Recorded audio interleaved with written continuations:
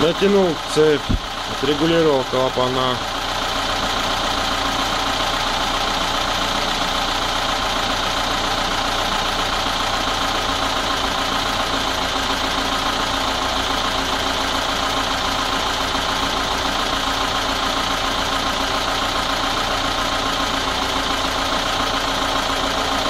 Ну, чаканье какое-то есть, но похоже на распредвал.